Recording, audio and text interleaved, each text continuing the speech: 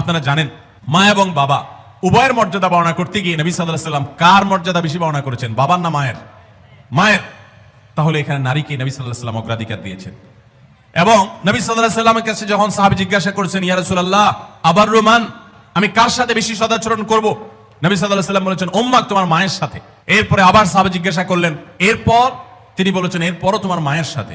এরপর জিজ্ঞাসা করলেন আবারও সাহাবী, বুঝলাম, এরপর কার সাথে করব? নবী সাল্লাল্লাহু আলাইহি ওয়াসাল্লাম বলেন এবারও বলেন তোমার মায়ের সাথে।